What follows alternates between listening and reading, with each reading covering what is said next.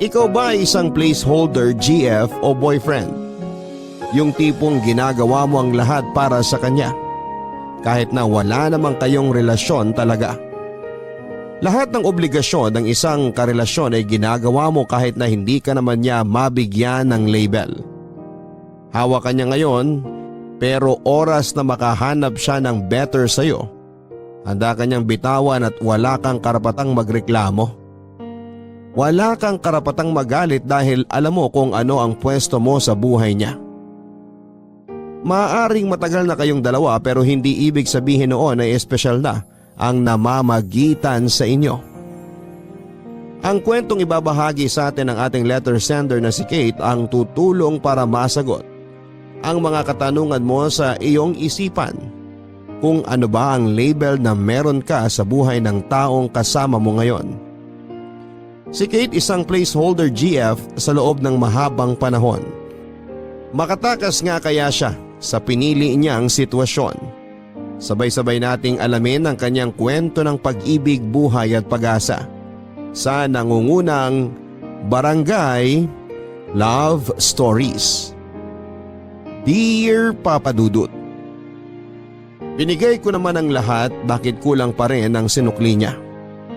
Ako nga pala si Kate, naging placeholder girlfriend sa loob ng halos isang dekada. Nagsimula ito nang nakilala ko si Joe, 28 years old.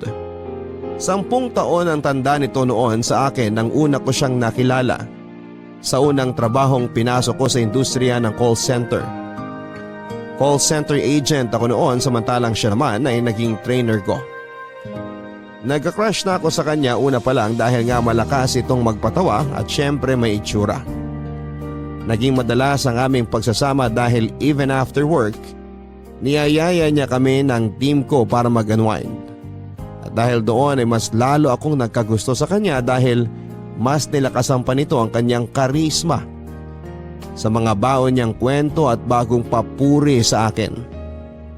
Noong natapos ang training ko ay hindi pa rin nawala ang komunikasyon naming dalawa. Madalas ako nitong tinetext at tinatawagan. Naramdaman kong mas espesyal pa ako sa kanya lalo na noong inaaya na ako nitong mag-date.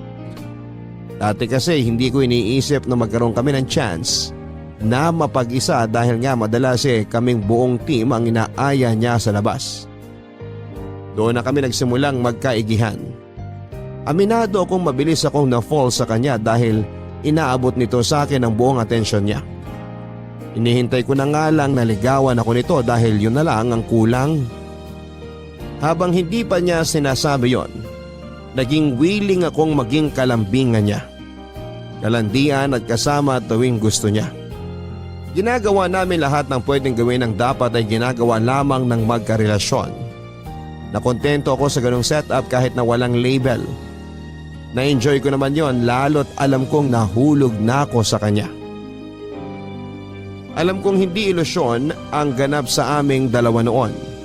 Madalas kasi ako nag-i-stay sa apartment niya. Inihintay niya ako madalas matapos sa work para makapunta na kami sa apartment niya. At doon na magpalipas ng oras at minsan ay matulog. Ganon din ako sa kanya. Kapag napapalitan noon ang schedule ko, ako naman itong matyagang naghihintay sa kanya. Hindi naman lingid sa kalaman ng ibang tao na may something sa aming dalawa. Yun nga lang ay hindi ko noon masagot ang mga tanong nila sa akin kung kami na raw ba. Wala naman kasing kaming label noon. Ang alam ko lang ay ginagawa ko ang lahat ng obligasyon ng isang karelasyon sa kanya at tinatanggap niya yon ng buo.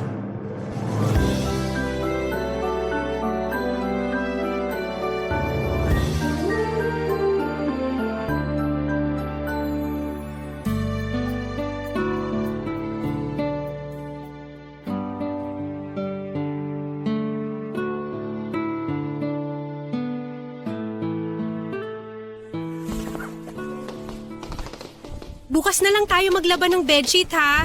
Maghahanap ako ng mga pwedeng labhan dito sa apartment mo para isang labahan na lang. Hayaan mo lang dyan. Ipapalaundry ko na lang bukas bago kita ihatid sa inyo. Ay wag na. Gagastos ka na naman eh. Kaya ko namang labahan to kung tinatamad ka. Malinis naman ako maglaba, maniwala ka. Bahala ka. Joe, Oh, paano kaya kung dito na lang ako tumira sa apartment mo? ha? Bakit? Wala naman. Wala naman pala eh. Kung ano-ano pumapasok sa utak mo.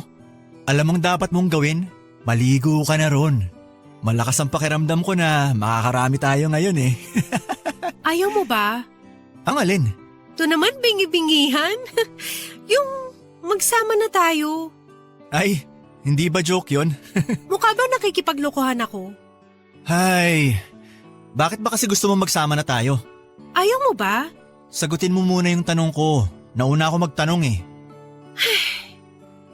Para may mag-alaga na sa'yo. Kaya mo namang gawin yon kahit hindi ka tumira dito eh. Nabibitin kasi ako sa pag-aalaga sa'yo pag paminsan-minsan lang. Gusto ko sana araw-arawin eh. Sakto naman na sa akin yung paminsan-minsan para di nakakaumay. Siyempre para di ka rin mapagod. Uy, hindi ako mapapagod alagaan ka ah. Yun nga ang goal ko sa buhay eh. Ang babaw naman ng goal mo. Ayaw mo ba nun? 18 ka pa lang. Huwag mong gawing goal ang relasyon. Masyado ka pang bata para mag-focus dito. So may relasyon na talaga tayo? Mali ako doon. Hindi ata ako naging malinaw. Ang ibig kong sabihin, huwag ako ang gawin mong goal sa buhay. Magpakasawa ka muna sa pagiging bata. Tapos after nun, pwede na tayong dalawa? Hindi ko pa alam. Sa totoo lang, di relasyon ang focus ko ngayon eh. Marami pa kasi akong gustong gawin. Malapit na ako mag-30 kaya gusto ko muna mag-explore. Marami akong mga bagay na gustong gawin at subukan. Maraming bagay o maraming babae? Both! Seryoso ka ba dyan? Alam mong sobrang honest kong tao. Di ako magsisinungaling sa'yo. Totoong gusto ko pang makakilala ng ibang babae. Gusto kong maging sigurado bago ako kumagat sa pain. E paano naman ako? Ano ba ako sa'yo? Ano tayo? Masaya tayo. Masaya lang? Ayaw mo ba ng masaya? Ang hirap kasi na yan ang maging sagot ko sa mga nagtatanong kung ano tayo. Yung masaya lang. Eh ano bang pakialam nila? Ang importante, masaya tayo. Di ba masaya ka naman sa atin? Oo, pero mas magiging masaya sana ako kung alam ko kung ano yung posisyon ko sa buhay mo. Huwag mo na masyadong isipin yon, Kate. Tulad ng sinabi ko sa'yo, bata ka pa. Marami ka pang pwedeng gawin at marami pang pwedeng mangyari. So pwede rin akong mag-explore muna. Mag-explore saan? Sa ibang lalaki. Bakit mo naman naisip na pwede mong gawin yan? Eh kasi ikaw mag-e-explore ka rin sa ibang babae. Ako lang yon.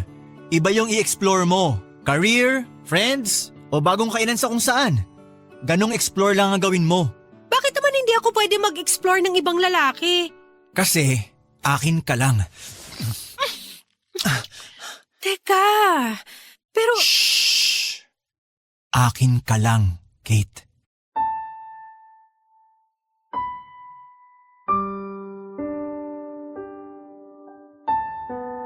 Kinilig ako sa sinabi niyang yon sa akin nung inangkin niya ako at sinabing para lang ako sa kanya. Kakaibang feeling yon kaya kahit papaano ay nawala yung takot ko na ipagpatuloy kung ano man ang ginagawa namin. Hindi na muling napag-usapan ang tungkol sa namamagitan sa amin. Nakontento na lamang ako sa meron kami. Totoong natitrigger pa rin ako noon sa mga tao nagtatanong kung may label na nga ba kami. Pero hindi ko na lamang masyadong ini-stress ang sarili ko noon. Iniisip ko na lamang ang mga sinabi ni Joe sa akin na masaya naman kami sa kung ano ang meron. Dinasal ko na lamang din syempre na balang araw, le-level up kung ano man yung meron sa aming dalawa. Mabilis na lumipas ang maraming buwan, pero wala pa rin akong kasiguraduhan sa kung ano ako noon kay Joe. Hanggang isang araw ay mas naging maliwanag na kung ano nga ba ang katayuan ko sa buhay niya. Hindi ko makakalimutan ang araw na nalaman ko kung ano ang balak niyang gawin sa akin. Pinapunta niya ako sa apartment niya para mag-dinner. Tinanong ko noon kung kailangan ko bang magdala ng damit pang sleepover. Pero sinabi niya na huwag na raw. Hindi ko alam kung bakit ako biglang kinabahan noon. Nagtungo ako sa apartment niya. Nag-dinner muna kami at doon pa lamang ay na-feel ko nang may balak itong sabihin sa akin. Noong natapos na kami ay sinabi na niya ang plano niya.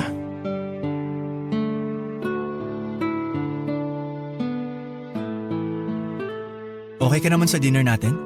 Oo, kahit kahit walang dessert. Pwede na tayo mag-usap? Alam mo nung tinext mo ako kanina tungkol dyan, kinabahan talaga ako. Medyo nawala lang ng konti nung nagdi-dinner na tayo. Ay, importante to at sana ready ka. Ano ba yun? May girlfriend na ako. Ano? Andrea yung name niya. Trainer sa ibang call center. Paano kayo nagkakilala? Tropa siya nakakilala ko. Nagkainuman kami last month tapos ayun, na-feel ko na siya na nga. Tapos kayo na agad? Di ko naman alam na sasagutin niya ako agad eh.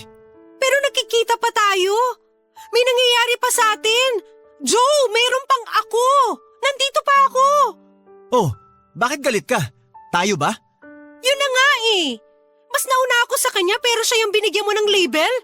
Mas matagal na kitang kilala pero sa kanya mo binigay yung matagal ko nang hinihingi sa'yo. Nag-click kami. Diba? Ganon din tayo.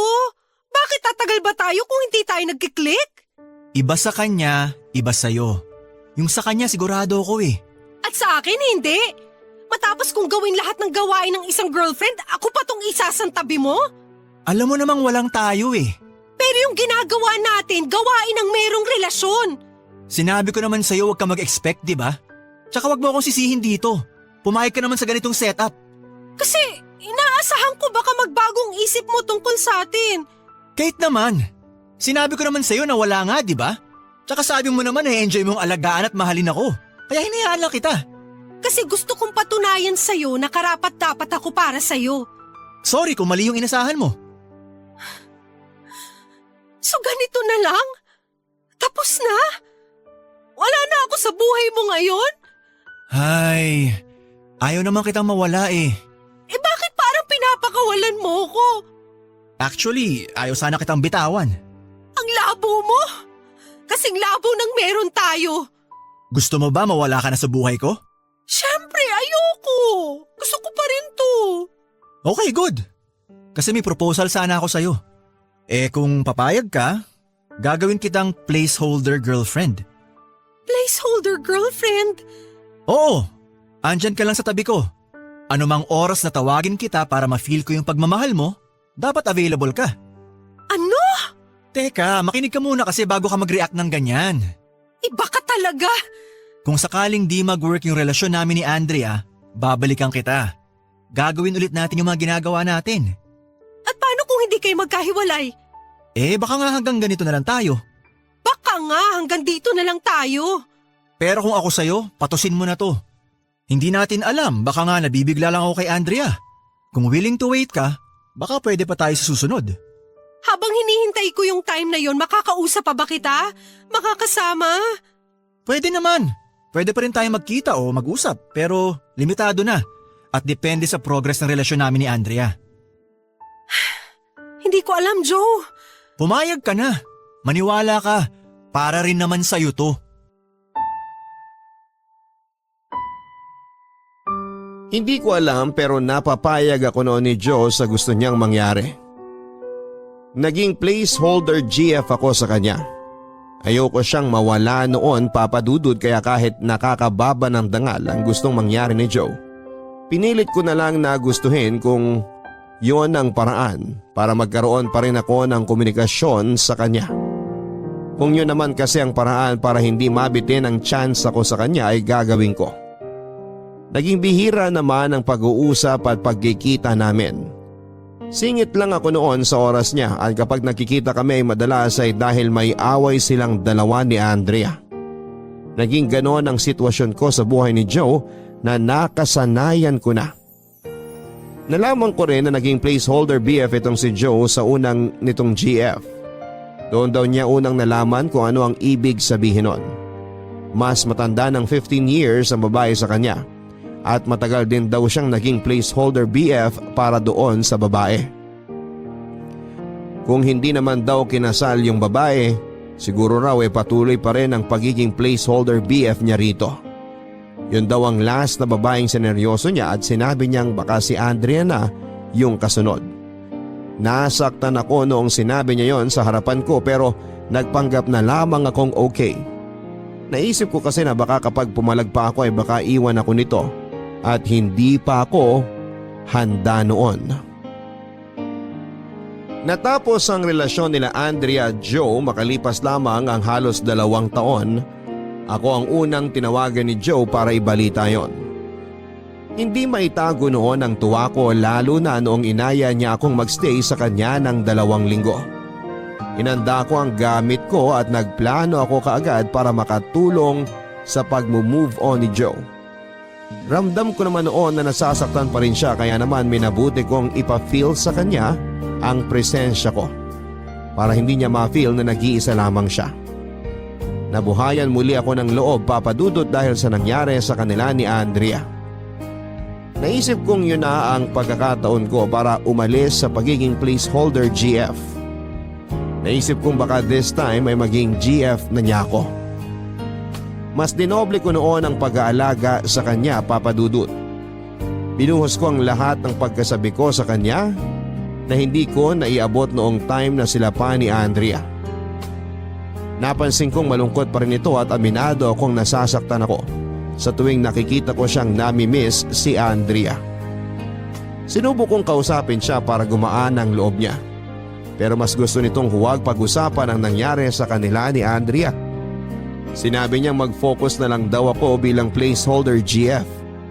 Ginawa ko naman kahit nga noon ay madalas kong nafe-feel na hindi siya interesado sa akin. Nagstay pa rin ako kasi hindi naman nawala ang pagmamahal ko para sa kanya.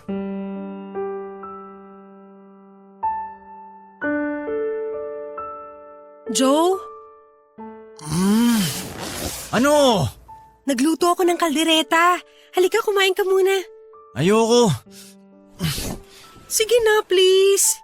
Ilang araw nang puro isaw at alak ang laman ng tiyan mo. Ano bang pakialam mo? Nag-worry lang naman ako. Sige na, bumangon ka lang saglit. Tapos matulog ka ulit kapag nakapagpahinga ka na after mong kumain. Ang kulit mo. Naganda rin ako ng kape doon, pangpababa ng hangover. Ano ba? Please, kahit konti lang po kainin niyo. Ang kulit-kulit mo. Di ba sinabi kong ayoko? Gusto ko lang namang matikman mo yung kalderetang niluto ko. Eh di ipatikin mo dyan sa mga tambay sa labas. Bakit akong ginugulo mo? Nag-aalala lang naman kasi ako sa'yo. Hindi ko kailangan yan. Ang kailangan ko ngayon, tulog. Wala ka nang ibang ginawa kundi matulog eh. Lagi ka na lang dito sa kwarto. Lalabas ka lang para uminom tapos babalik ka ulit dito. Hindi na nga kita nakakausap. Alam mo, ang demanding mo, no? Namiss lang kasi kitang kausap. Maraming tambay dyan sa labas. Sa kanila ka makipag-usap. Joe naman, nahihirapan na ako sa ganitong sitwasyon eh. Hayaan mo nga ako, Kate. Kung nahihirapan ka, edi umuwi ka na lang sa bahay nyo. Pag di ka na madrama at makulit, tsaka ka bumalik dito. Nahihirapan lang kasi ako nakikita kang ganyan. Edi wag mo akong tingnan. Hayaan mo naman akong tulungan kang makamove on kay Andrea. Matagal na ako nakamove on sa kanya. Parang hindi naman. Mas magaling ka pa sa akin eh. Kasi iba na feel ko eh. Alam kong hindi ka pa nakaka-get over sa kanya. Mukhang ikaw ang di pa nakaka-get over sa kanya eh. Panay ang tanong mo tungkol sa kanya. Nakakakurta. Gusto mo kayong dalawa na lang yung magsama eh. Huwag ka namang magalit sa akin, Joe. Ako na nga lang tong tumutulong sa'yo eh. So sinusumbat mo yan sa akin. Magkano ba yung presyo ng tinulong mo? Hayaan mo at babayaran ko sa'yo kapag sumahod na ako. Hindi ko naman pinababayaran sa'yo. Gusto ko lang naman sana hayaan mo kung tulungan ka. Gusto mo talaga makatulong? Oo naman. O sige, ganito ah. Ligpitin mo lahat ng mga natitirang gamit ni Andrea dito. Ilagay mo sa karton. Kukunin niya raw bukas. Nasa kabilang kwarto karamihan ng gamit niya. Nilagay ko doon nung naghiwalay kami. Pero baka sakaling may makita ka pa dito sa kwarto ko. Isama mo na rin. Bakit ko liligpitin? Nandito ba lahat ng gamit niya? Malamang! Nag-live-in kami. Anong gusto mo? Nasa kalsada lang lahat? Hindi ko alam na nag-live-in pala kayo. O ngayong alam mo na, may closure ka na ba sa kanya? Oh, ano bang hinihintay mo? Ayusin mo na. Tsaka hayaan mo akong makatulog. Bago pa kita palayasin dito sa bahay.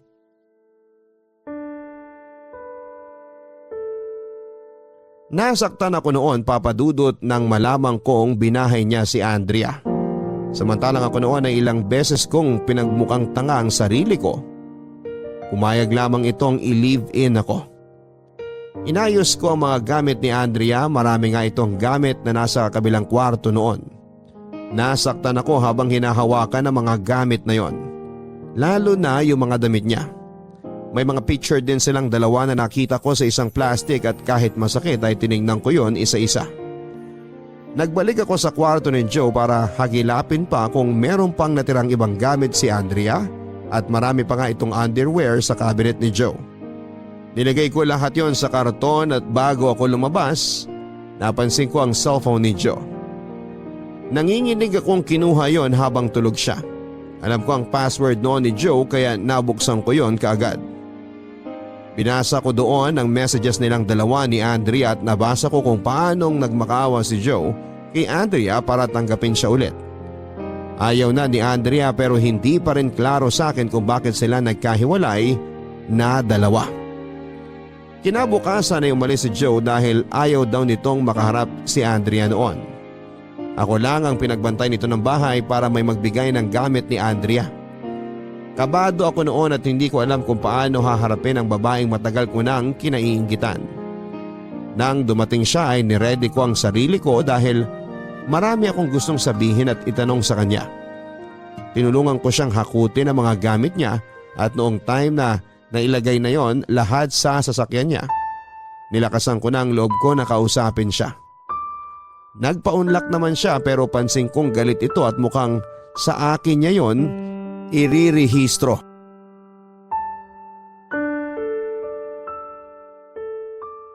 Andrea, Bakit? pwede ka bang makausap bago ka umalis? Matagal ba yan? Kasi baka mamaya maabutan pa ako rito ni Joe eh. Mamayang gabi pabalik ni Joe. Nag-text na siya sa akin kanina habang naghahakot ka ng gamit. Pakidalian lang sana ha, may mga gagawin pa kasi ko. Bakit ba kayo naghiwalay ni Joe? Chismosa ka ha? Gawain ba talaga yan ng mga kasambahay? Hindi ako kasambahay dito. Eh bakit sabi ni Joe kasambahay ka raw niya? Baka nagkamali lang siya ng sabi. Paanong nagkamali paulit-ulit niyang sinabi yun sa akin? May something kami ni Joe. Matagal na. Bago ka pa dumating sa buhay niya. Bakit ba di pa ako nasanay? So kabit ka habang kami?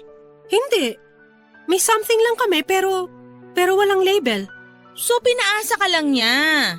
Hindi naman. Placeholder girlfriend. Placeholder girlfriend? Yung parang karelasyon at yung ginagawa ko lahat ng obligasyon ng isang karelasyon pero walang kami. Tapos kapag Gets ko na. Kapag nakahanap siya ng seseryosohin niya, bibitawan ka. Babalikan ka kapag di nag-workout yung relasyon na gusto niyang seryosohin. Tama ba? paano mo nalaman yan? Kasi yan yung dahilan kung bakit ako nakipaghiwalay sa kanya. Placeholder girlfriend ka rin niya?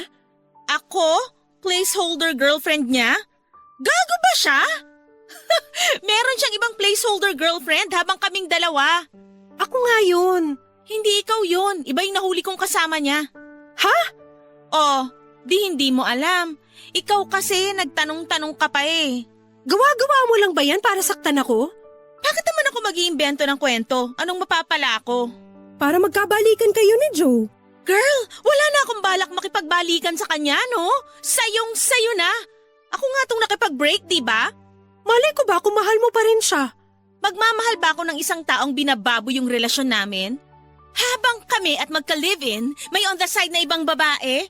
Baka kasi sa'yo okay lang. Sa akin hindi. Malaki pa ang respeto ko sa sarili ko. May respeto rin naman ako sa sarili ko. Kung makapagsalita ka, kala mo kilalang kilala mo ko. Hindi nga kita kilala ng personal pero base sa nakikita ko ngayon at sa sinasabi mo, pupusta akong katiting na lang ang respetong meron ka para sa sarili mo. Akala mo lang yun. May respeto ka sa sarili mo? Sure ka? Respeto ba sa sarili yung maging placeholder girlfriend? Yung umasa sa taong halatang nagmamahal ng iba? Yung umasa kahit na alam nilang wala naman silang mapapala? Pakisabi nga sa akin kung respeto pa rin ba tong ginawa kanyang kasambahay sa paningin ko? Umalis ka na nga lang.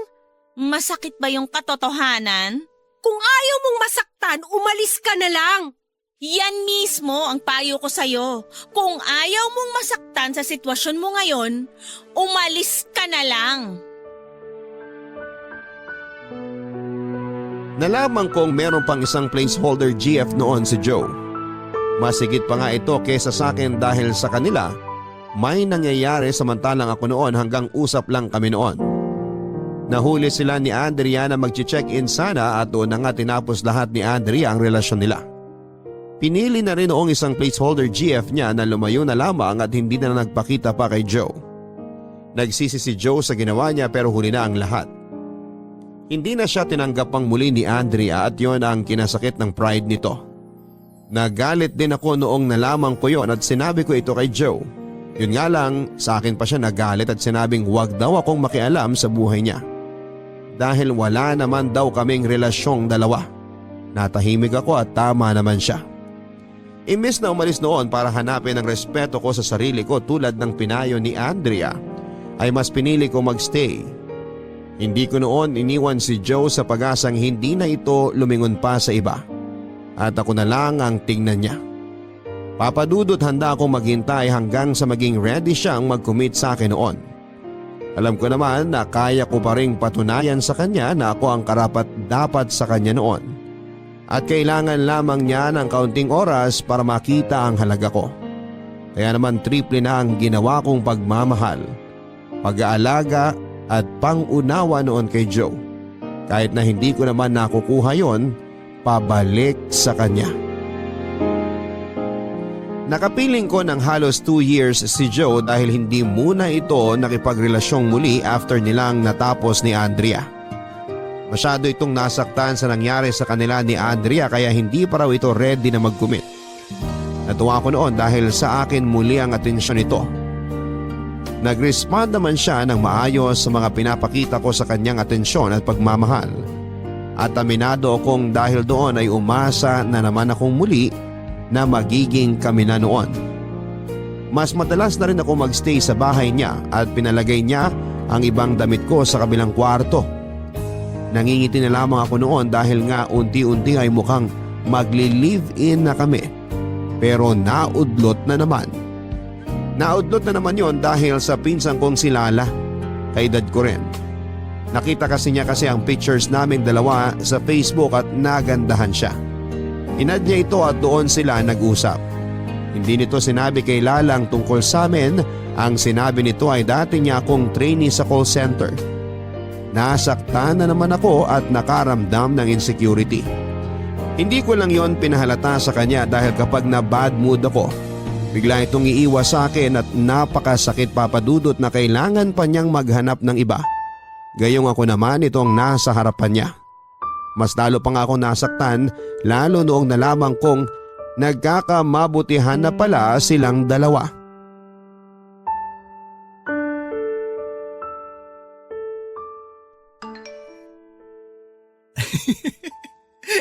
Oh, kanina ka pa nakangiti dyan ah.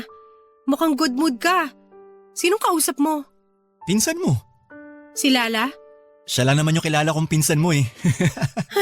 Good mood ka nga. Ang sarap kasi kausap ng pinsan mo. Kung ganito ka ba naman lagi kakwela eh, baka di laging puro cellphone ang inaatupag ko kapag magkasama tayo. Anong pinag-uusapan nyo? Kung ano-ano nga eh. Maglalandian, tapos magbibiruan, tapos mamaya maglalambingan. Alam ba niya yung tungkol sa atin? Anong sa atin? Na may namamagitan sa atin. Na nakatira ako rito sa bahay mo. Uy, di tayo nagli-live-in ha. Mas madalas ka lang matulog dito kasi gusto mo. Pero ikaklaro ko lang ha, di tayo nagsasama. Baka mamaya makwento mo pa sa kanya eh. Hindi naman siya nagtatanong. Sa akin nagtanong siya. Anong sinabi mo? Bukod dun sa sinabi kong dati kitang trainee? Oo. Sinabi ko ni-rent nyo ng ex mo yung kabilang kwarto rito sa apartment ko. Bakit mo naman sinabi yun? Eh kasi nung nag-video call kami para ipakita sa kanya yung apartment, nakita niya yung isang blouse mo na nakasabit dun sa kabilang kwarto. Eh yun agad naisip kong dahilan eh. Naniwala naman siya. Hindi man lang siya nagduda? Magaling ako magsinungaling. Napaikot ko yung sitwasyon. Kaya ako magtatanong siya sa'yo ah. Alam mo na kung anong isasagot ah. Grabe ka. Eh anong gusto mong sabihin ko sa kanya? Na may something tayo? Eh di iniwasan na ako nun. Eh ano naman kung iwasan ka niya? Sa tingin ko yun naman yung tama. Interesado na kasi ako sa kanya. Di ba halata? Siya na madalas yung kausap ko at gusto ko na nga siyang pormahan. Pinsan ko yun, Joe. Baka naman pwedeng iba na lang. Di naman niya alam ang sitwasyon natin eh. Pero pinsan ko nga siya. Konting delikadesa naman. Delikadesa? Eh ikaw nga tong pinipilit ang sarili mo sa akin eh. Kala mo ba di ko nahahalata dati na halos ilagay mo na lahat ng damit at gamit mo rito? Di lang ako umimik nun kasi wala pa naman akong ibang dinidate. Pero ngayon iba na.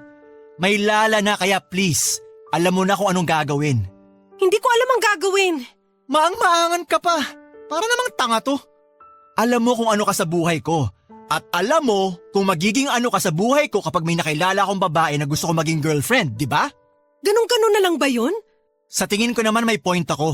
Di ka ba nahiya na pinsan ko naman yung gusto mong targetin? Hindi ko siya balak gawing katulad mo na placeholder girlfriend lang.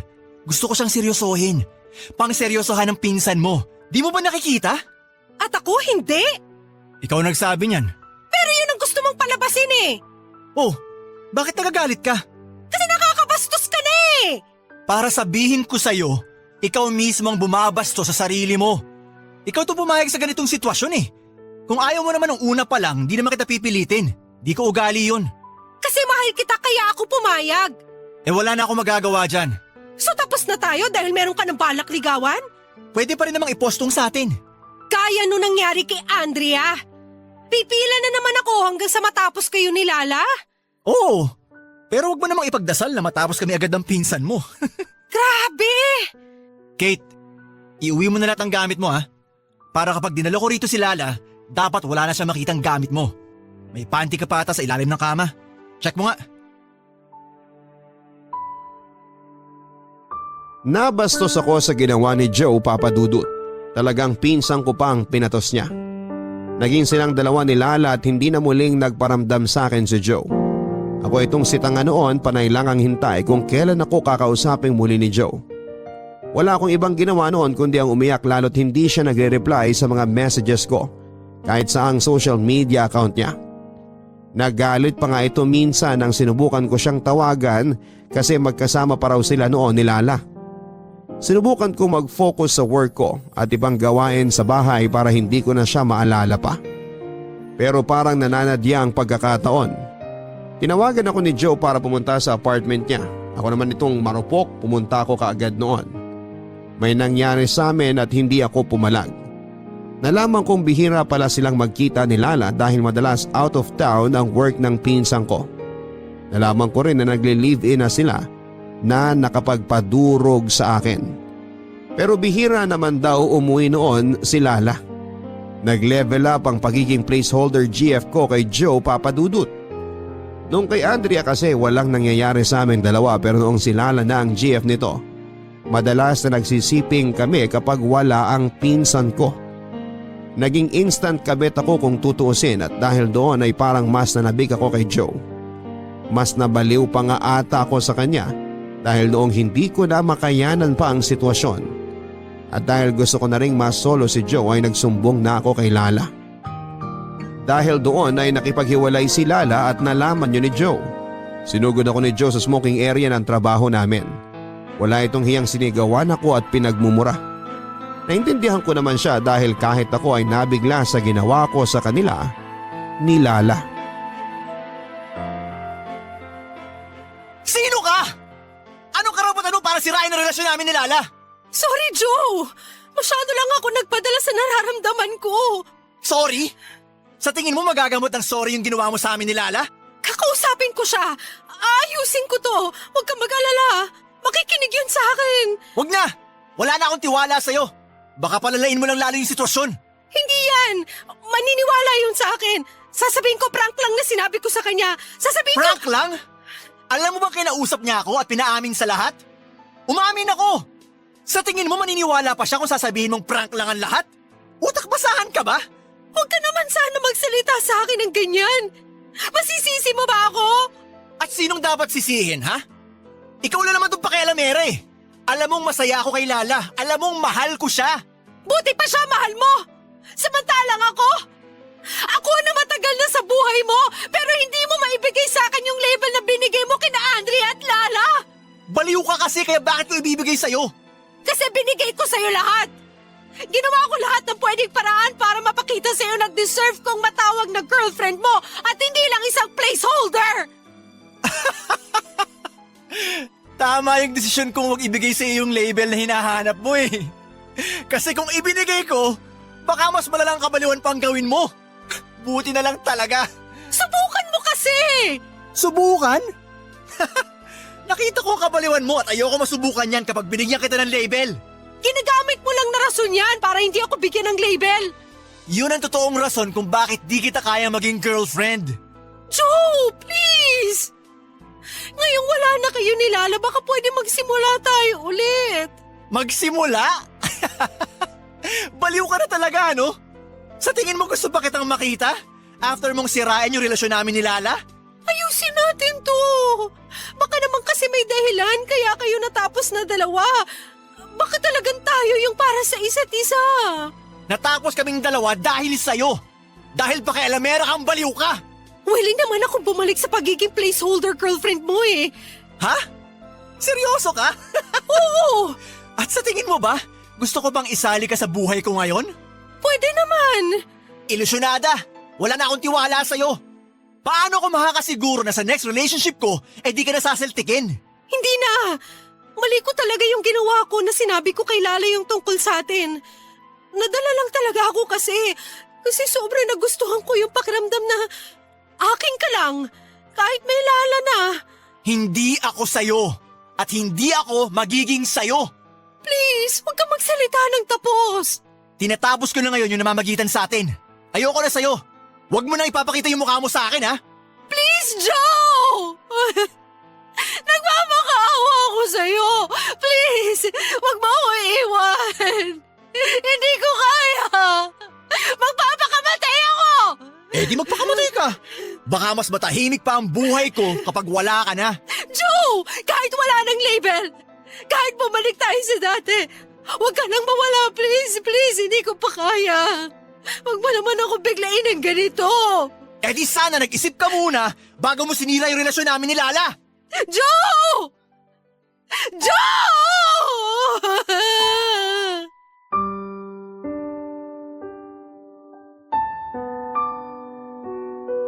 Desidido na nga si Joe noon na tapusin ang namamagitan sa aming dalawa.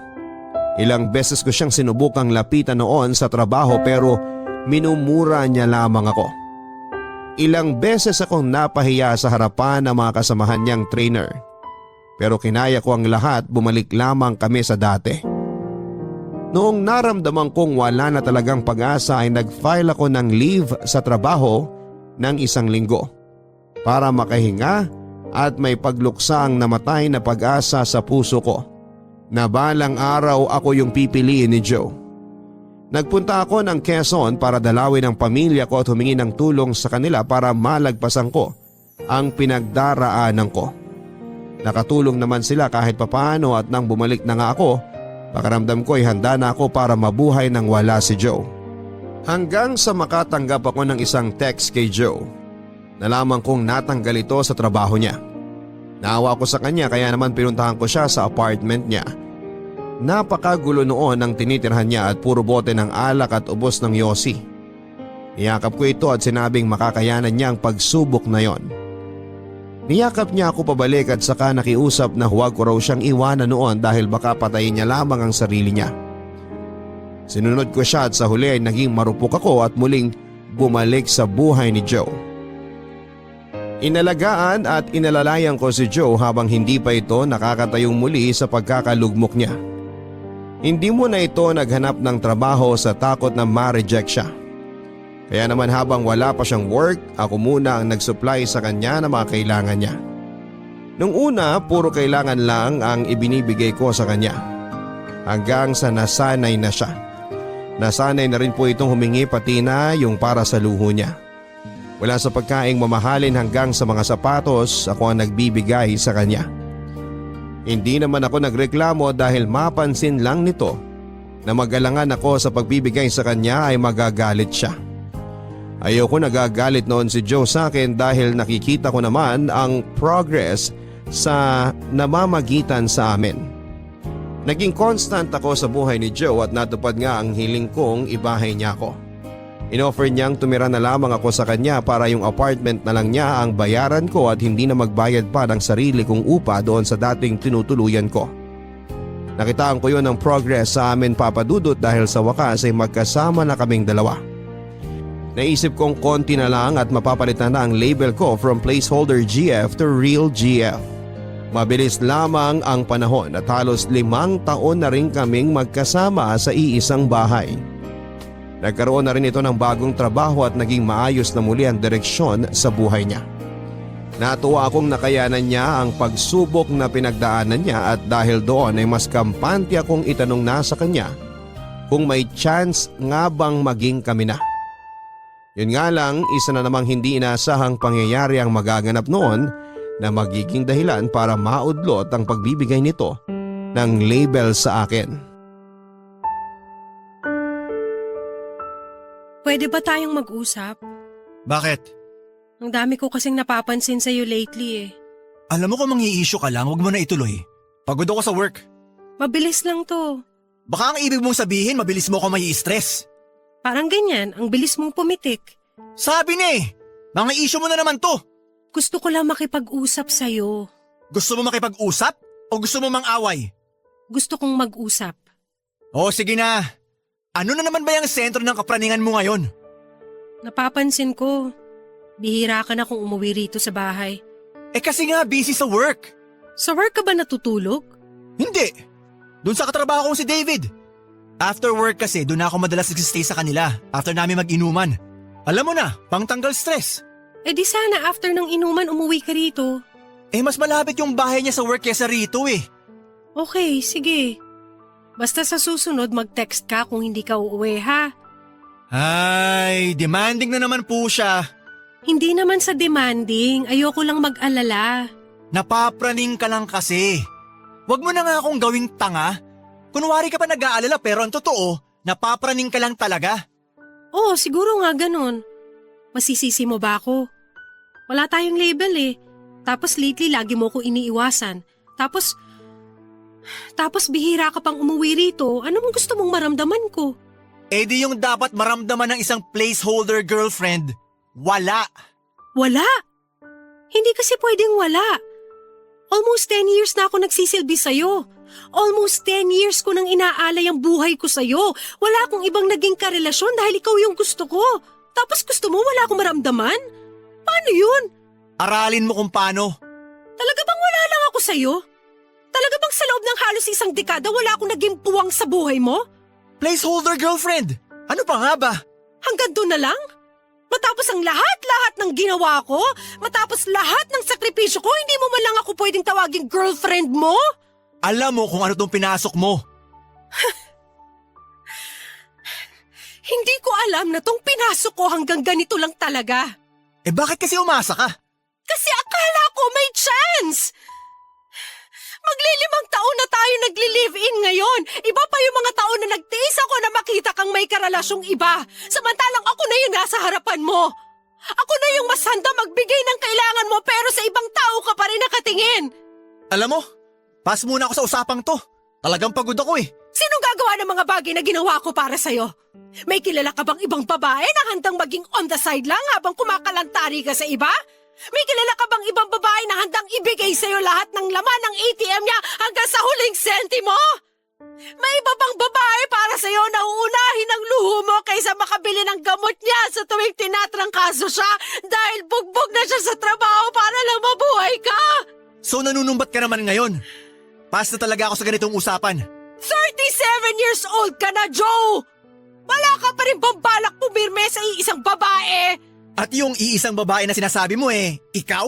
Bakit? Meron pa bang iba? Oo! May girlfriend ka na naman?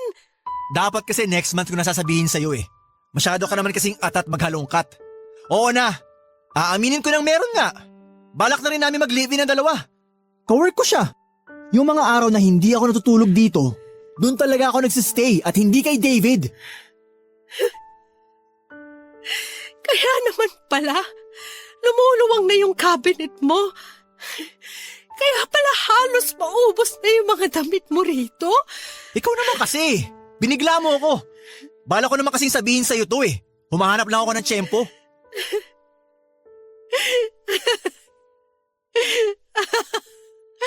Ang tanga ko!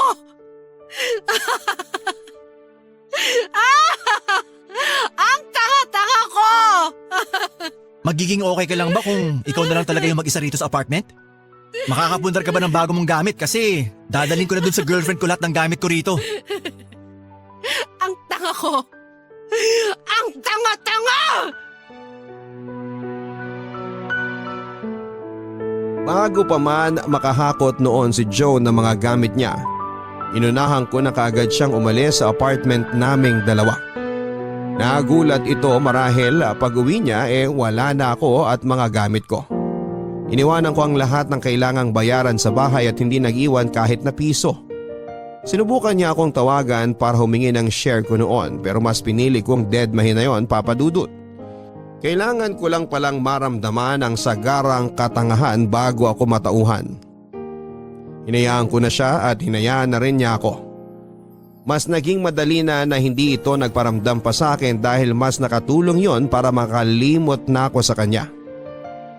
Pagkalipas ng mahigit 1 taon ay nakayanan ko na at totoo namang may nararamdaman pa ako noon para sa kanya. Pero alam kong hindi na ako magiging marupok para bumalik pa sa kanya. Hindi pa rin naman ako nagpaligaw noon dahil hindi pa ako ready. In-enjoy ko ang buhay kasama ang pamilya at mga kaibigan ko. Na-promote din ako bilang team leader at nagkaroon ng extra na pinagkakakitaan naman na nagamit ko para makapag-travel.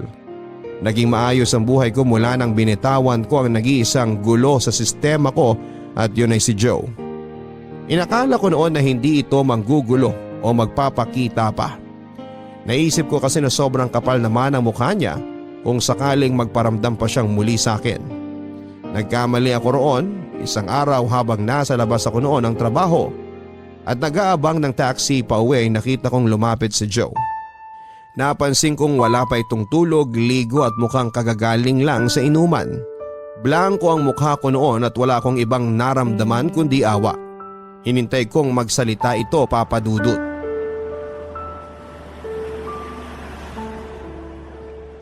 Kumusta ka na? Okay naman. Ikaw, mukhang hindi ka okay ah. Napansin mo pala. Eye bags, maduming pantalon, magulong buhok at maputlang balat. Sinong hindi mapapansing hindi ka okay? Huwag mo nang ipagdiinan. Hayaan mo na ako. Ang importante sa akin, nalaman kong okay ka. Thank you. Pwede ka bang makausap? Ano pa bang ginagawa natin ngayon? Baka pwedeng mag-usap tayo sa bahay ko. Ano? Hindi ako pwede. Kailangan ko nang umuwi, may early flight ako bukas. Wow! Nakakapagbiyahe ka na pala ulit. Good for you. Oo, good for me talaga. Kasi kung binabad ko yung sarili ko sa'yo noon, wala akong ibang mapupuntahan kundi kusina at kwarto mo lang. Pero masaya ka naman nun, di ba? Oo, kasi akala ko tama yung ginagawa ko. Masaya ka kasi tama yung nararamdaman mo para sa akin nun. Mahal mo talaga ako. At walang mali sa pagmamahal. Tama ka naman, walang mali sa pagmamahal. May mali nga lang sa taong minahal. Aray naman. May iba ka pa bang sasabihin? Sa bahay ko na sana gustong ituloy lahat eh. O bakit dun? Paano kapag nandun ang kalivin mo? Wala na kami. Since last month pa. Kaya naman pala. Anong kaya naman pala? Kaya pala ganyan ang itsura mo at kaya pala nilalapitan mo ulit ako ngayon. Kailangan mo ba ulit ng placeholder girlfriend? Kate, hindi. Kailangan ko na ng GF. At ako na ba yung napili mo maging girlfriend mo? Wow! Natauhan na ako. Nung time na niloko ako nung last girlfriend ko, na-realize ko kung sino yung totoong nagmamahal sa akin. At ikaw yun. Ay, niloko ka? Anong pakiramdam na bumalik sa'yo ang karma? Please, Kate. Alam ko may pagkakamali ako sa'yo. Pagkakamali? Bakit tunog isa lang? Marami kang pagkakamali sa akin. At nandito ako ngayon para itama lahat yun. Sinong nagsabi sa'yo na gusto ko pang itama mo yun? Kailangan kong itama para maging maayos na tayo. At sino nagsabi sa'yo na gusto ko maging maayos tayo? Para maging tayo na ulit. Maging tayo ulit? Aba, naging tayo pala nang hindi ko alam? I mean, maging tayo na talaga. Ngayon pa? Bakit? Huli na ba? Bakit ngayon lang? Dahil ba wala ka ng options? Dahil iniisip mo ako na lang yung tanga-tangang lalapit at papayag sa'yo? May pinagsamahan kasi tayo, kaya iniisip ko baka may second chance pa to. Second chance? Nakailang chance ka sa akin dati, Joe?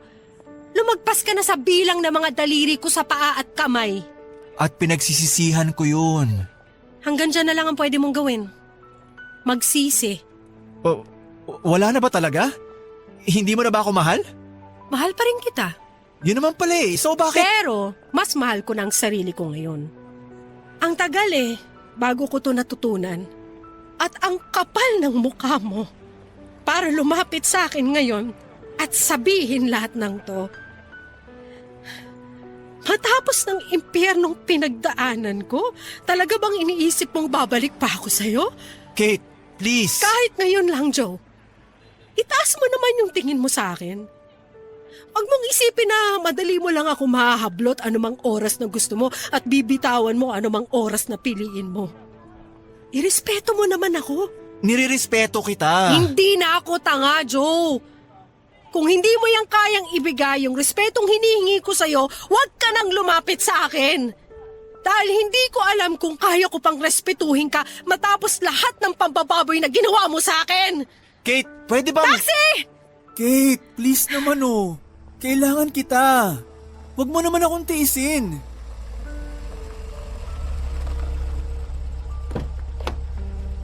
Sana mahanap mo na yung kapayapaan na kailangan mo para sa sarili mo.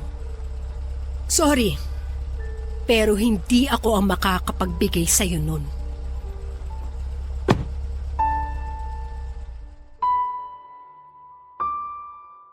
Hindi ko na muling nakita pa si Joe. Hindi na ito muling nagparamdam sa akin.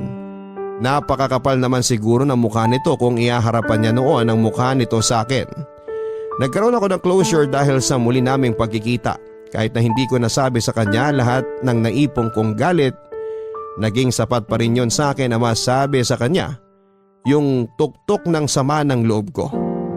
Nakahinga na ako talaga ng maluwag after noon. Pinagpatuloy ko ang buhay ko nang walang ibang nililingon pa sa aking nakaraan. Dahil natapos ko na yon nang sinimulan ko ng patawarin ang sarili ko. Sa ngayon ay wala pa rin akong karelasyon pero para sa akin ay ito ang makakabuti. Wala pa akong naiipong pagmamahal na handa akong ibigay sa iba dahil buwabawi ako sa pagkukulang ko noon sa sarili ko. Ginawa ko ang lahat para mapatunayan ko sa sarili ko sa pagkakataong ito na ako naman ang pipiliin ko. Hindi na ako papayag na may isa na namang Joe ang magiging dahilan para muli kong talikuran ang sarili ko. Maraming salamat po Papa Dudut sa pagbasa ng aking liham, ang inyong kabarangay forever, Kate. Sa mga panahong hindi ka pinili ng iba, piliin mong talikuran sila para harapin ang sarili mo. Maraming tao ang pwedeng umabuso ng pagmamahal mo para sa kanila, marahil ay iniisip nila na kahit na anong mangyari ay hindi ka mawawala. Patunayan mo sa kanila na oras na hindi mo maramdaman ang pagmamahal at respeto nila. Kaya mo silang talikuran at tanggalin sa listahan ng mga taong hindi mo kailangan. Balang araw ay makakahanap ka rin ng isang taong hindi mo na kailangang ipagpilitan ang sarili mo sa kanya. Makakahanap ka rin ng isang taong para sa kanya, ikaw lang ay sapat na. Hanggang sa muli, ako po ang inyong Papa Dudut sa mga kwento ng pag-ibig, buhay at pag-asa. Dito sa Barangay Love Stories number 1. Importante na makinig tayo sa mga nakatatanda upang wala tayong pagsisihan pagdating ng araw. Ikaw kabarangay, gaano mo kahandang pangatawanan ng bunga ng iyong kapusukan? Dear Papa Dudut, kumusta po? Bago ko po umpisahan ang pag-share ng life story ko, ay pabati po muna ng isang mainit at magandang katanghalian sa inyo at sa ating mga kabarangay. Itago niyo na lamang po ako sa pangalang Vanji, 28 years old at taga-subaybay ng Barangay Love Stories. Sobrang natutuwa po ako sa mga kwento na itinatampok ninyo na talaga namang kinapupulutan ng aral sa buhay. Yun po ang dahilan kaya naisip kong sumulat sa inyong programa upang ako naman ang makapagbahagi. Magsisimula po ang lahat noong 19 years old ako. Teenager pa lamang at aminado po akong may katigasan na ang ulo ko, Papa Dudut. Siguro kasi ayun din yung panahon na gusto kong i-explore ang mundo sa labas ng 4 na sulok ng bahay namin. Kaso ay nagkaroon naman ako ng striktang magulang. Kaya aaminin kong naging rebelde ako sa sarili kong paraan at madalas na hindi nakikinig sa mga payo at pangaral nila.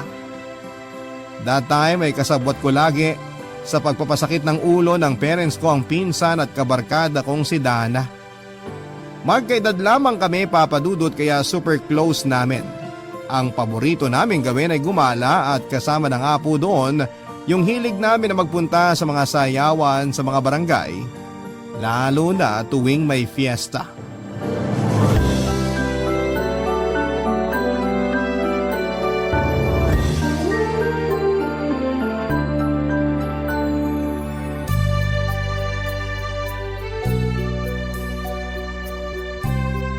Ano na te, ang tagal mo namang sumagot, naiinip na ako.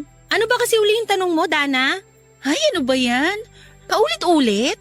Lutang ka ba o sabog? Sorry na, pero pareho. Ano nga kasi yung tanong mo? Kung gora tayo dun sa sayawan ka ako. Naku, maganda daw doon, tapos baka doon na rin natin makilala yung Prince Charming natin. O di ba, bongga? Lagi mo na lang yan sinasabi kada sayawan na pinupuntahan natin eh.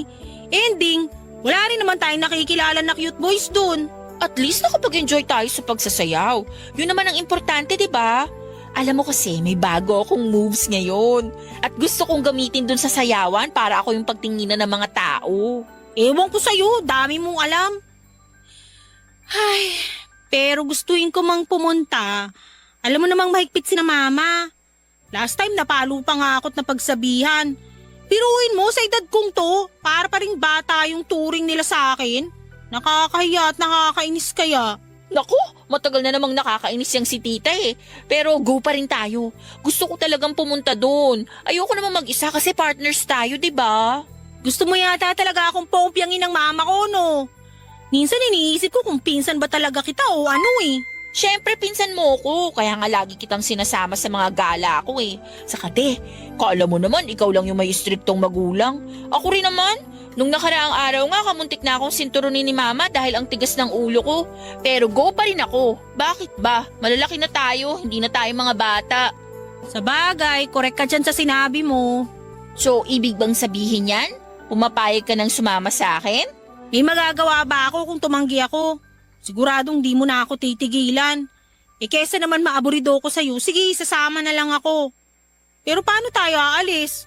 Di naman tayo pwede magpaalam sa mga magulang natin kasi hindi nila tayo papayagan.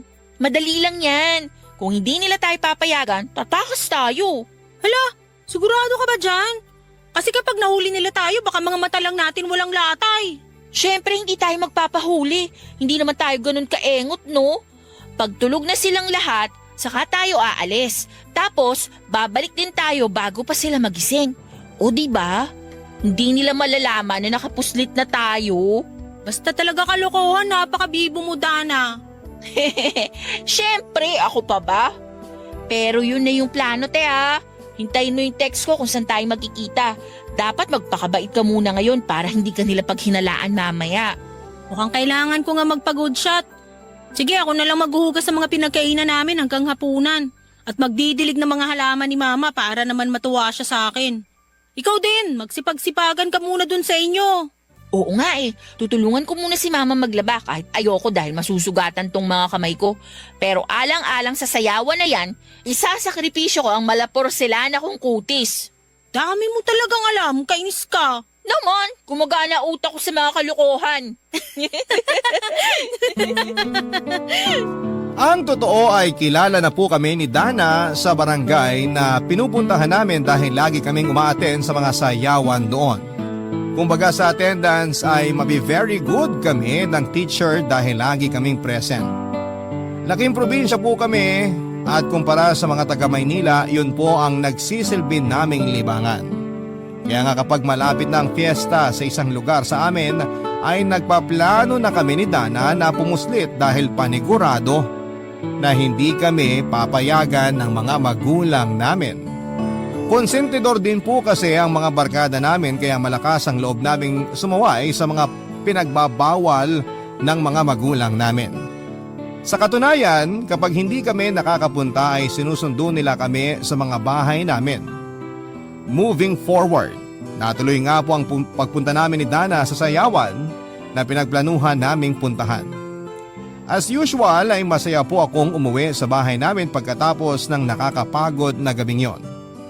At kahit na pinaulanan na naman ako ng sermon ng mama ko matapos niyang magkaidiya sa pagtakas namin ay wala po akong pakialam, Papa Dudut. Para sa akin ay hindi nila ako mapipigilang gawin ang gusto ko kahit na pagbawalan pa nila ako. Lumipas sa mga araw at nagkaroon na naman ng sayawan sa isang partikular na barangay sa lugar namin na pinuntahan at ninaluhan namin ni Dana. Tapos ay doon ko po nakilala si Jeffrey nang minsan ko siyang makapareha sa sayaw.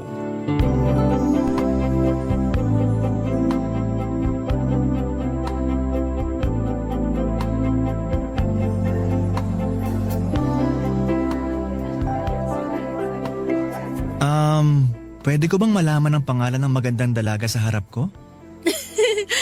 Hoy, hindi naman ako maganda. Sakto lang. Basta para sa akin, maganda ka. Ako nga pala si Jeffrey kung itatanong mo. Vanjie naman ang pangalan ko. Sabi na bagay sa'yo. Parehong maganda. Puro ka bola. Pasalamat ka, gwapo ka. Aba, gwapo talaga ako kasi sabi ng tatay ko, magaganda at gwapo raw ang lahi namin. Wow, ang hangin mo rin pala, no? Para tuloy gusto ko nang bawiin yung sinabi ko. Pero biro lang kasi totoo namang gwapo ka. Bawas-bawasan mo lang ang pagiging presko. Hindi naman ako presko. May confidence lang. Tagasan ka nga pala. Bakit ngayon lang kita nakita sa barangay namin? Hindi ka ba taga rito? Taga dyan ako sa kabilang barangay. Dayo lang kami rito ng pinsan kong si Dana kaya ngayon mo lang ako nakita. Ay, nga pala yun si Dana oh. Mahilig talaga kaming pumunta sa mga sayawan kaya nung nabalitaan namin na meron dito sa lugar nyo, nagpunta kami kaagad. Mabuti naman kasi kung hindi kayo pumunta rito, hindi sana kita makikilala ngayong gabi. Feeling ko ako na tuloy ang pinakamaswerteng lalaki sa balat ng lupa kasi nakasayaw kita, Vanjie. Bolero! Pero in fairness di ko lamang isasagot ko. Hayaan mo na kung wala kang masabi. Hindi naman sa lahat ng pagkakataon kailangan mong sumagot sa mga papuri sa'yo. Pero marami na bang nakapagsabi na maganda ka? Lalo na yung mga mata mo. Ikaw pa lang. Sabi na wala talagang taste ng ibang tao. Pero ayos na rin na sa akin mo nalaman. At least mas totoo, di ba? Naku, wag mo naman ako masyadong purihin kasi baka masanay ako tapos hanap-hanapin ko na. Sige ka. Wala namang kaso kung hanap-hanapin mo. Willing naman akong i-appreciate ang ganda mo at sabihin yun sa'yo para malaman mo. Sabi kasi ng mga magulang ko, kapag may maganda tayong nakikita sa paligid natin, sabihin natin. Ipaalam natin dun sa tao para ma-boost yung confidence niya. Tama nga naman, kasi parang naging confident ako ngayon dahil sa mga sinabi mo. Thank you, Jeffrey Alam mo, kahit ngayon lang tayo nakita, magaan na talaga loob ko sa'yo. Weird ba yun? Hindi naman. May mga tao talagang itinakda para sa isa't isa. Kaya kahit hindi pa sila nakikita ng matagal, kampante na sila sa isa't isa. Sinasabi mo ba na tinadhana tayo? Oo. Bakit? Ayaw mo ba? Teka, may boyfriend ka na ba, Vanjie? Wala akong boyfriend. Kung liligawan mo ko, baka ikaw ang unang maging boyfriend ko. Anong sabi mo? Medyo mahina. Hindi ko masyadong narinig. Ang sabi ko, sumayaw na lang tayo. Tara na, excited na akong ipakita sa iyo yung moves ko. Sige, tara. Papa Dudut, sinong mag-aakala na magkakatagpo ako ng isang lalaki na makaka-vibes ko sa lugar pa mismo na hindi ko inaasahan? Siyempre kung tatanungin niyo ako kung anong pakiramdam ko ay kulang ang salitang masaya para i-describe ang feelings ko. Lalo na nga noong isinasayaw na ako ni Jeffrey. Feeling prinsesa rin kasi ako that time lalo pa nang magkaalaman kami ng pangalan at yung mga mata niya ay hindi na maalis sa pagkakatitig sa akin. Sabihin niyo na po na maharot ako pero sinong hindi kikiligin ng mga panahong yon. Bago magtapos ang sayawan at tuluyan kaming magkahiwalay ni Jeffrey, nagkapalitan na po kami ng cellphone numbers, Papa Dudut. Tapos nagsimula na po kaming maging textmates. Ang nakakatuwa pa rito ay regular ang pagkikita namin ni Jeffrey, lagi ang ginagawa namin ni Dana papunta doon, lalo pat naging boyfriend na rin niya ang isa sa mga kaibigan ni Jeffrey. Kung magpapaalam kasi kami ay hindi rin naman kami papayagan ng mga magulang namin, kaya tumatakas kami. Siguro sila na lang din ang nagsawa sa kakasaway sa amin, kaya sa huli tinigilan na lamang nila. Hindi nga nagtagal ay nagkamabutihan kami ni Jeffrey at niligawan niya ako, Papa Dudut. Pagkaraan ng 2 linggo ay ibinigay ko na sa kanya ang matamis kong oo. Barangay Love Stories. Barangay Love Stories. Papa Dudut, nang maging kami ni Jeffrey ay walang pagsidlan ng kasiyahang nadarama ko. Pakiramdam ko ako yung bida sa mga teleserye na pinapanood ko gabi-gabi sa GMA Telebabad. Tapos si Jeffrey naman ang leading man ko. Tawagin niyo na akong corny, pero ganun yata talaga kapag in love. Kaya lang aaminin ko po na mas naging mapusok ako na magka-boyfriend. At mas lumala kasi ang pag-alis ko sa bahay nang hindi nagpapaalam sa magulang ko. Kesyo gusto kong makipagtagpo kay Jeffrey. Sa katunayan ay may eksena pa nga na sobrang desidido kong makaalis ay tumalon pa ako sa bintana ng bahay namin, Papa Dudut. Siyempre nag-hysterical naman ang nanay ko, kesyo baka ikapahama ko ang ginagawa kong yon. Tapos may isang beses din na sa pag-uwi ko sa bahay namin, nasa labas na po ang mga damit ko dahil gusto na nilang palayasin ako. Nagkaayos din naman po kami ng magulang ko, pero pagkaraan ng ilang araw ay bumalik ulit ako sa dati kong gawi. Ang pagpuslit para makipagkita kay Jeffrey. Hindi niyo po ako masisisi dahil para sa akin ay si Jeffrey ang safe and comfort zone ko. Kapag kasama ko siya ay ligtas ako at malaya dahil nakakatakas ako sa mga responsibilidad sa bahay namin. Nang mga panahon na yon ay naging bulag at bingi po ako sa payo ng mga magulang ko dahil sa pagmamahal ko sa boyfriend ko. Bukod sa pagiging mapusok, mas naging matigas ang loob ko, Papa Dudut. Isang gabi, pareho kaming lasing ni Jeffrey at may nangyari sa amin. Yun po ang unang beses na nagpagalaw ako at tiwala naman ako dahil mahal ko siya. Sa loob ng 3 buwan namin bilang magkasintahan ay 3 beses na pong may nangyayari sa amin ni Jeffrey, Papa Dudut.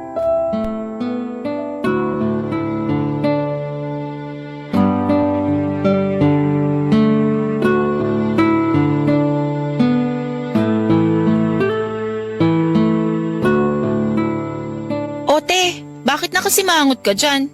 Sige ka, magkaka-wrinkles ka. Dana naman. Problemado na nga yung tao tapos kung ano-ano pang sinasabi mo dyan. Wala siya. Kaya nga nagtatanong ako kung bakit ka nakasimangot, di ba? Ano ba kasing problema? Ay, di ba kasi ako nagkakaroon? Wait, absorb ko lang ha. Menstruation ba yung tinutukoy mo na hindi ka pa nagkakaroon? Oo, ilang araw na akong di pa nagkakaroon. Kinakabahan na ako, te. Gaga, bakit ka naman kakabahan? Nangyayari talaga yun kahit na sa sinong babae, kahit na sabihin mong regular ka. Malay mo, nagbago yung cycle mo. Hintayin mo lang kasing dumating. Bihira, dati naman ayaw na ayaw mong nagkakaregla kasi hindi mo kaya yung sakit ng puson. Tapos ngayon… Intindihin mo kasing mabuti, Dana. Hindi naman ako matatakot na ma-delay ang menstruation ko kung wala naman akong dahilan para matakot. Hala ka! Ibig sabihin, gaga ka talaga! Shh! Huwag ka maingay. Mamaya marinig pa tayo ni na mama, maghinala pa yun. Huwag kang ang OA. Magkasama sila ni mama dun sa labas nagpapapedicure. Oh, pero seryoso ba yan? Kaya ka ganyan ka problemado kasi baka buntis ka? Aray! Ano ka ba? Ba't mo ako pinalo? Ayan, kasi ang kulit mo. Sinabing huwag ka maingay. Pero oo, pinoproblema ko nga yun kasi nga, baka may laman na tong tiyan ko. Sino nga ba? Si Jeffrey, malamang. Alam mo, pag di ako nakapagpigil, sasabunutan na talaga kita. Kalma lang, te. Huwag akong pagbuntunan mo ng inis mo. Kakaloka ka naman kasi. Alam ko naman yun, kaso nandito na eh. Nung gagawin ko? Natatakot akong paalam kina mama kasi baka patayin nila ako. Hindi pa naman confirm kaya huwag ka muna mag-assume. Mabuti pa sumama ka na lang sa bahay. Bumili tayo ng pregnancy test kit sa butika. Tapos doon mo na gawin yung pagpipiti. Pagpapaalam na lang kita sa mama mo na may gagawin tayo sa bahay. Para naman hindi ka mag-isa ano't ano man na maging resulta. Salamat, Dana. Di ko lang gagawin kung wala ka. Naku, ayos na yun. Siyempre magpinsan tayo. Alangan namang pabayaan kita, di ba? Pero gaga ka pa rin kasi hindi kayo nag-iingat ni Jeffrey. Nag-iingat naman kami, kaya lang. Shut up na. Ayoko nang pakinggan yung kaharutan mo. Kaloka talaga kayo. Mapapaaga yung baby nyo. Aray, nakakarami ka na, te, ha? Makakarami talaga ako kung di ka pa titigil sa pangasar mo. Gantong kabado na nga yung tao eh. Papa Dudut, ayaw ko pong maniwala na posibleng buntis ako kaya delay ang menstruation ko. Pero deep inside ay natatakot na po talaga ako. Regular kasi ako nagkakaroon kaya hindi ko mapigilang mag-worry. Tapos ay hindi pa kami gumagamit ng proteksyon ni Jeffrey kapag may nangyayari sa amin dahil ang sabi niya ay marunong naman siya at alam niya ang gagawin para hindi ako mabuntis. Nang araw na yon ay sumama po ako sa bahay ni Dana para mag-pregnancy test. At nang tumambad sa akin ang 2 linya, indikasyon na positibo ako ay hindi labis saya kundi matinding takot ang naramdaman ko, Papa Dudut. At unang-una na roon ay yung takot sa magiging reaksyon ng mga magulang ko. Inalo at dinamayan po ako ni Dana matapos kong sabihin sa kanya ang mga kinakatakutan ko dahil sa unexpected pregnancy na meron ako ngayon. Nagiyakan nga po kami noon, Papa Dudut, tapos ay naisip ko na higit kanino man, kailangan ko ang tatay ng baby ko. Doon po ako nakipagkita kay Jeffrey para sabihin sa kanya ang balita. Pero kung ano namang positibo ng resulta ng pregnancy test, ay siya namang negatibo ng reaksyon ni Jeffrey matapos malaman na magkakaanak na kami. Nang mga sandaling yon ay unti-unting gumuho ang lahat ng mga pangarap ko sa buhay at wala akong magawa kundi tingnan lamang ang mga yon habang nawawasak at nasisira.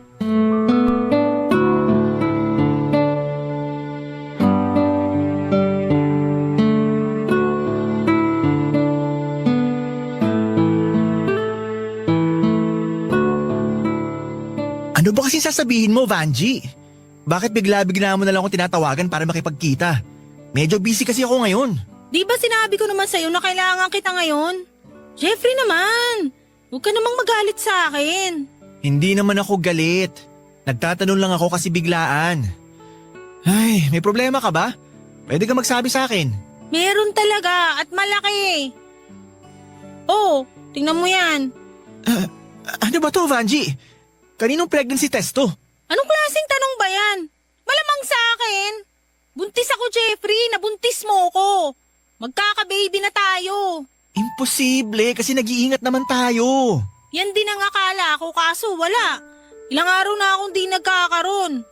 Natatakot na ako. Kaya sinabi ko kay Dana tapos sinuggest niya sa akin na mag-pregnancy test ako. Ayan ang resulta, Jeffrey. Hay, ano nang gagawin natin? Paano natin sasabihin sa mga magulang natin? Anong paano natin sasabihin? Hindi natin sasabihin, Vanji. Jeffrey naman! Sorry, pero hindi pa ako handang tanggapin na magiging anak natin. Ayoko pa maging tatay. Marami pa akong pangarap sa buhay, no? At hindi ko yun matutupad kung magkakaroon ako ng responsibilidad. Naririnig mo ba yung mga sinasabi mo? Kasi kung joke yan, tigilan mo na yan.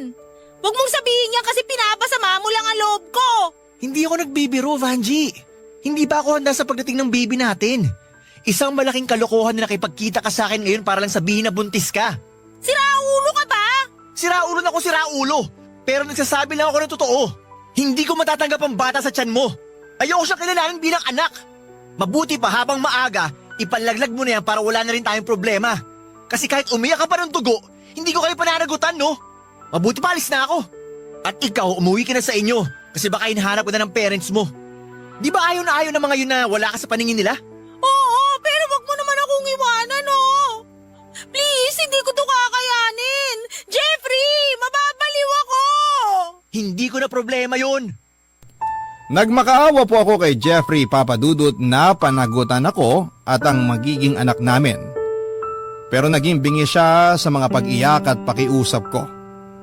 Kulang na lang ay magmanikluhod ako na huwag siyang umalis ng sandaling yon dahil kailangan ko ng karamay. Kaso desidido po si Jeffrey na iwanan ako at takasan ang responsibilidad niya sa amin ang baby niya. Akala ko ay nabibigla lamang siya kaya nagawa niya yon, ngunit kinabukasan ay nakarating sa akin ang balita na lumuwas na ng Maynila si Jeffrey para tuluyan na kaming hindi magkita. Papadudot, kulang na lang ay masiraan ako ng tuktok ng mga panahon na yon dahil nga mag-isa ko na lamang haharapin ang pagbubuntis ko. Hindi ko po alam ang gagawin dahil naging malabo ang direksyon ng buhay ko. Labis-labis din ang pagsisisi ko dahil hinayaan ko ang sarili ko na magtiwala sa taong katulad ni Jeffrey na sa huli ay sasaktan at iiwanan lang din pala ako. Kulang na lang ay mabaliw ako sa kakaiyak ng patago dahil hindi ko na makontak si Jeffrey Papadudut. Daig ko pa yung nagluluksa sa patay dahil pakiwari ko ako yung namatay ng panahon na yon. Barangay Love Stories. Barangay Love Stories. Papadudot, marami po akong naiisip gawin ng mga panahong yon. Tulad ng pagpapalaglag sa anak ko gaya ng sinabi ni Jeffrey para matapos na yung mabigat na dalahin sa aking dibdib. Sobrang depressed at stress na po ako, plus hindi ko pa rin sinasabi sa magulang ko ang sitwasyon ko. Tanging si Dana lamang po ang nakakaalam at karamay ko pag nagbe-breakdown ako. Pero syempre hindi naman po palaging nasa tabi ko ang pinsan kong yon dahil may iba rin siyang pinagkakabalahan. Kaya kapag ako na lamang mag-isa ay doon ako mas nag-iisip ng kung ano-anong hindi magagandang bagay. May punto na tinuloy ko ang planong pagpapalaglag sa baby na nasa tiyan ko sa pamamagitan ng pag-inom ng mga gamot at inuming mapapait gaya ng alak upang pinsalain ang sanggol na dinadala ko. Umabot din ako sa punto na tumatalon ako sa may bintana ng bahay namin para madisgrasya ang baby ko. Pero nagdaan pa po ang ilang araw at nanatiling nasa tiyan ko pa rin ang bata. Doon ko na po inamin kay Dana ang mga pinaggagawa ko. Tanda ko pa na nagalit siya sa akin pero kinausap at binigyan niya ako ng payo tungkol sa tama at mas mainam kong gawin. Aaminin ko na malaki ang naitulong ng usapan namin yon para maibsan ang bigat na dinadala ko.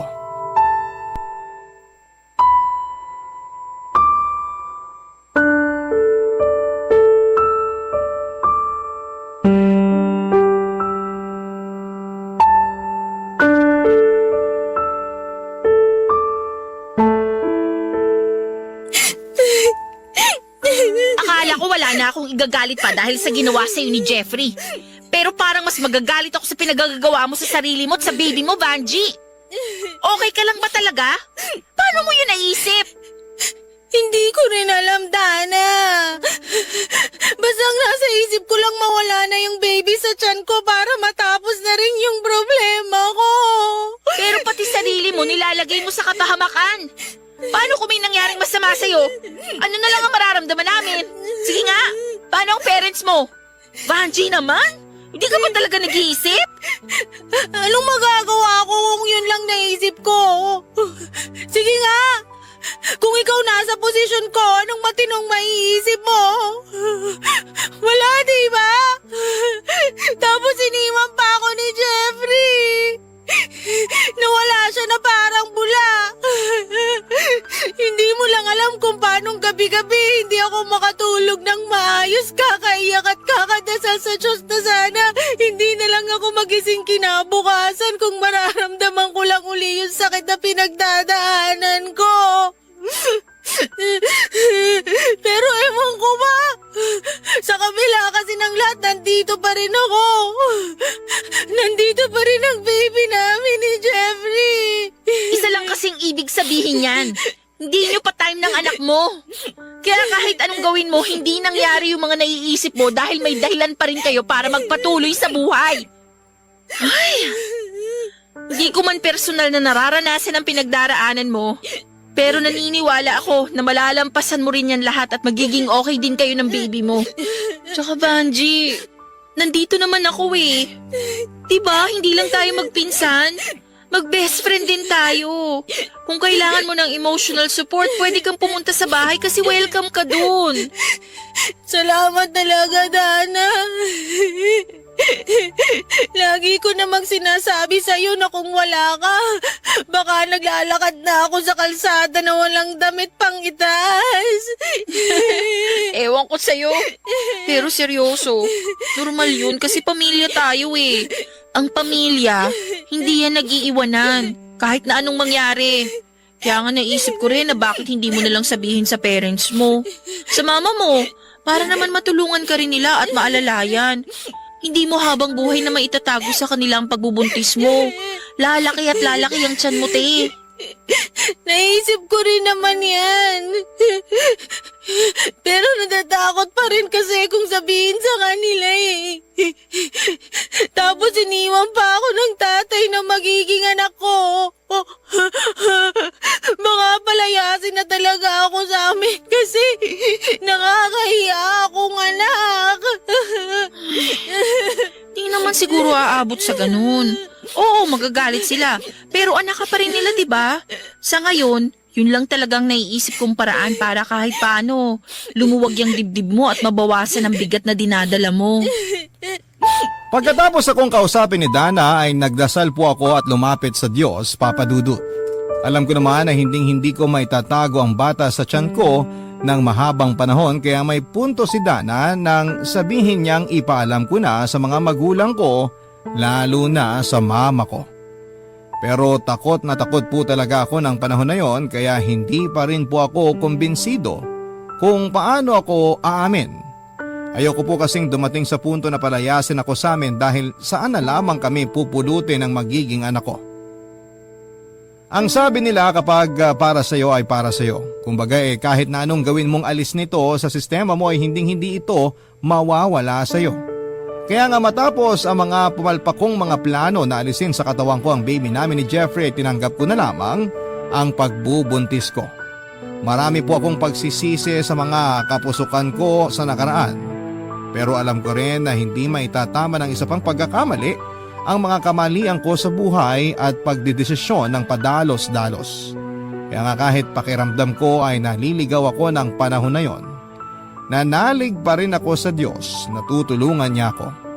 At isa na nga po marahil sa paunang sagot niya sa tulong na hinihingi ko ay matapos akong kausapin ng masinsinan ni Mama. Doon ko na rin po inamin sa kanya ang lahat-lahat.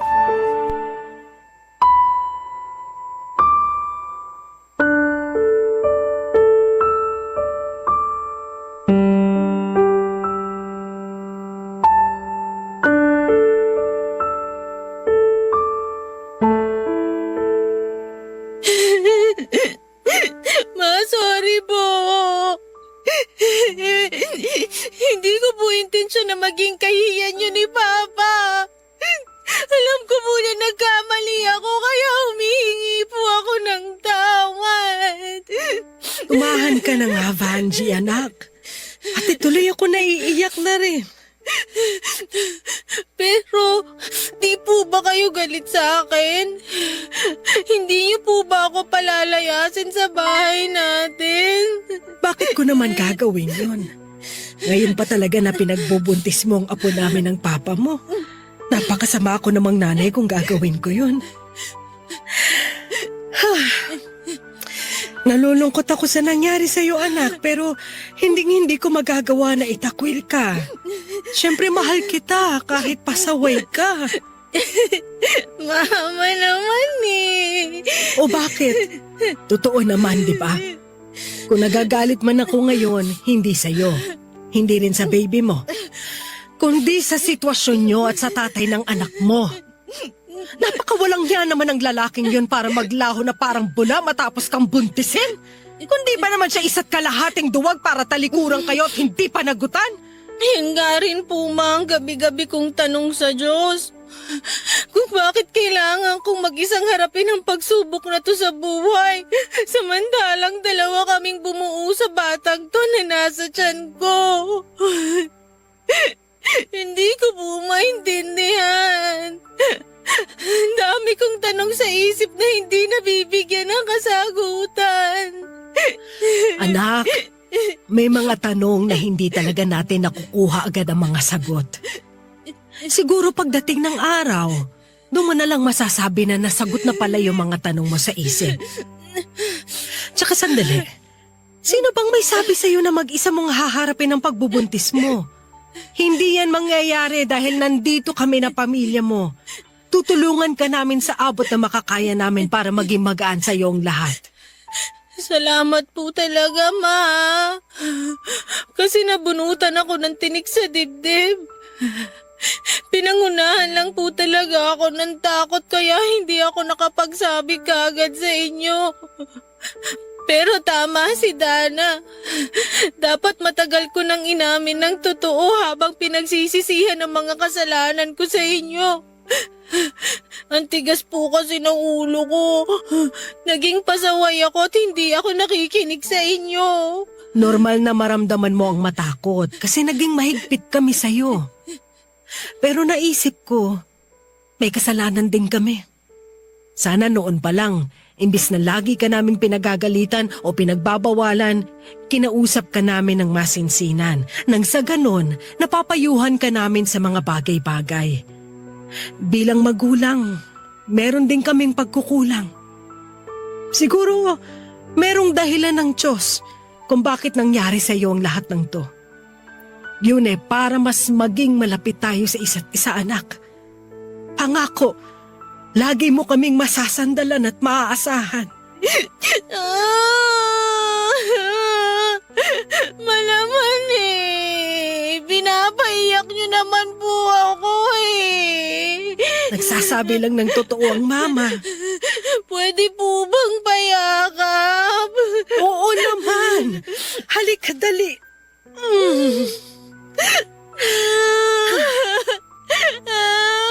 Ang anak kong to, oo. Magiging magulang na rin. Nag-aalala pa rin po ako kasi wala akong kaalam-alam sa pagiging magulang. Matututunan mo rin yan. Basta lagi ka nang makikinig sa amin. Pangako, Mama. Hindi na po ako magiging pasaway. Wala po talaga tayong maililihim sa ating mga magulang dahil napapansin nila anuman ang bumabagabag sa atin. At napatunayan ko na po yan matapos sabihin sa akin ni Mama na may mga pagbabago sa physical appearance ko na nahalata na niya. Kaya naman nagka-idea siya na buntis na ako. Nang sabihin ko sa kanya na oo at matapos niyang malaman kung sino ang ama ng baby ko, pati na rin ang ginawang pang-iwan sa akin ni Jeffrey, bagaman nalungkot ay sinuportahan pa rin po ako at pinatawad ni Mama.